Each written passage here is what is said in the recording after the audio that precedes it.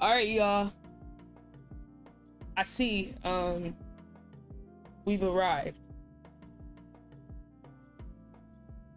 I think it's over, y'all. I think it's over, y'all. I think it's over, y'all. Ladies and gentlemen, my team is officially cooked. My name is Ciara in the bonus, and I'm here to tell you that my Warriors are officially cooked. We're done. The moment everyone's been waiting for. The dynasty is over. It's over. Hey man, look. Y'all let me know what y'all think about this in the comments. First of all, make sure you leave a like, leave a comment, and if you're on YouTube, subscribe. If you're on TikTok, follow. If you're on Twitter, follow. Make sure you join us live on Twitch at Ciara_ in the bonus. The link should be in the description or in the bio. But on a different note, you guys, it's just, did any of us expect something like this? You know, I think we were expecting a lot of different scenarios, but Jordan Poole for Chris Paul, have the Warriors bumped their head? I'm trying to understand like what the vision is. Somebody in the chat earlier said, I hope they're trying to flip Chris Paul here.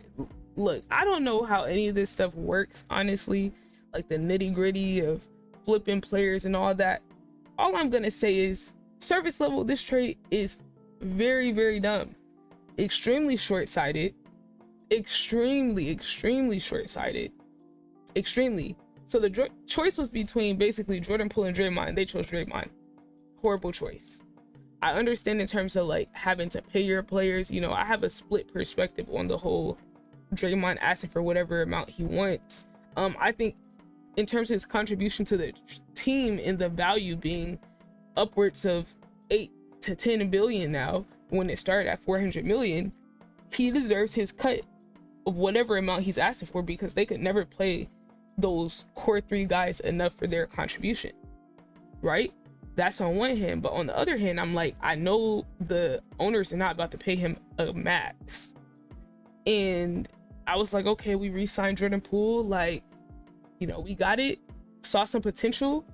I was like, okay, you know, let's say we do trade Jordan Poole. My trade idea was, let's trade Jordan Poole to Atlanta for DeJounte Murray, because that's another guy who can contribute in all the ways the Warriors want. He can defend, rebound, pass, he can shoot. He's a great shot creator, you know, creating his own shot, and he can do everything, right? I was like, okay, like he's about what, 26, 27-ish. So that would be a good guy to replace, because he would fit right into the Warriors system. He played with the Spurs. That in terms of guards, that was my best trade idea, right? And I think he would still be a really good fit. But Chris Paul, OP3, the Warriors have absolutely lost their marbles, ladies and gentlemen. I don't know what's going on with them. I don't know what vision they're seeing. I don't know what they're trying to do. I don't know what they're trying to do. It is very hard to find a guard that can create for himself, who can shoot with the range. And in my opinion, I've already seen Jordan Poole do what you have the question of, can young guys do, which is perform in the playoffs. He did that 1 year. If he didn't do that, and that was his first year in the playoffs, by the way, first year. And I feel like if he didn't rise to the occasion and then had another offseason like this one, then I would be like, you know what? Okay, like he's cooked. He's cooked.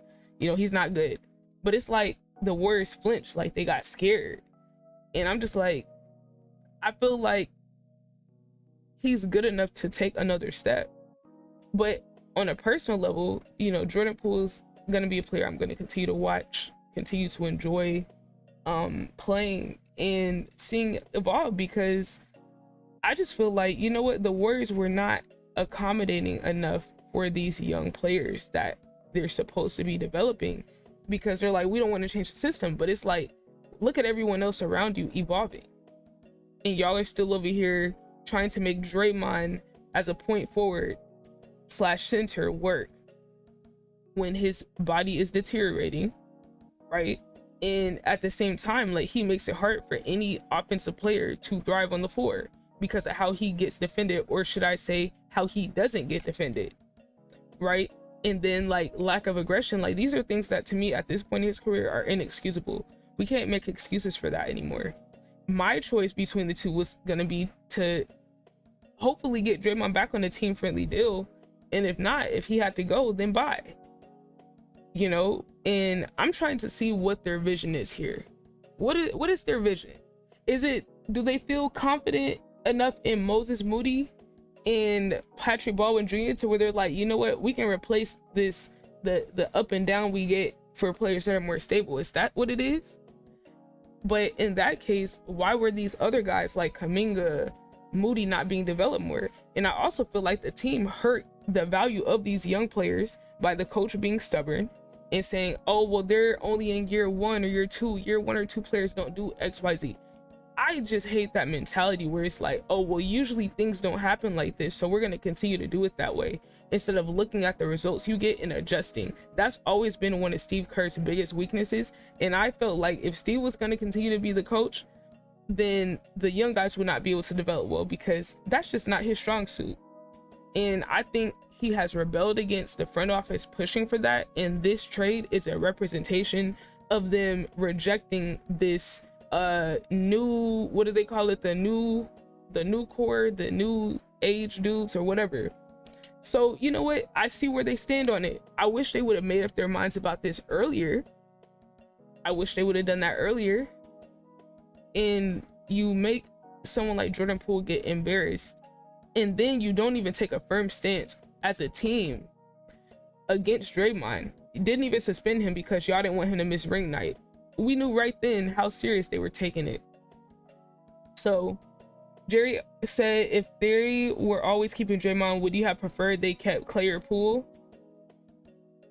I would say Clay, because I've seen guys on the Warriors be able to contribute to where they could not do things the same way that Jordan does, but like fit into the system, like Kuminga, even though he didn't get played as much.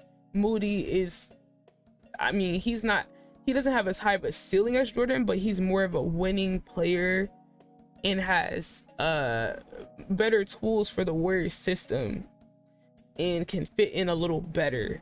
So honestly, I'm happy that Jordan is going to a team where hopefully he will be appreciated.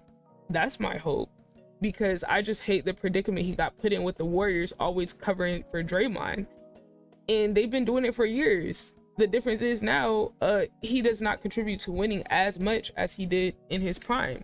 So it's like, is it really worth the headache, especially when he's hurting your young assets? Because imagine a different world where Draymond did not punch his man and the video didn't get leaked. Imagine. So now you're penalizing the young player in Jordan Poole for a problem that one of your veterans on the team caused. He caused this whole public stir and people hanging this over his head, making fun of him, or making this the main topic of the conversation, not about fucking winning. So at that point, to me, yeah, you might be the core, but you're hurting us. You're almost a fucking op, bro. Draymond be doing borderline op behaviors sometimes to this team, and that shit really kills me. Like, he be doing real like sus stuff. Like every year, it's weird. Every year he does something to, like, you know, throw off the team, and it's honestly old. And I'm like, see, at this point, you're hurting the young core's asset value, and at that point, you're a problem for the whole team. You're a problem for the whole team. So yeah, man, that's my initial take. Make sure y'all pull up to Kick. The link is gonna be in the description. My name over there is the same as Twitch, Ciara_in_the_bonus. Make sure y'all check into the YouTube channel. Make sure you like, comment, and subscribe to Ciara in the Bonus Live. Make sure you follow Ciara in the Bonus. We're gonna put the community reaction to everything over there on Ciara in the Bonus, and we're gonna do that during the live draft party tonight on Kick at 6:30 p.m. Central, 7:30 p.m. Eastern. So yeah, that's it for me, guys.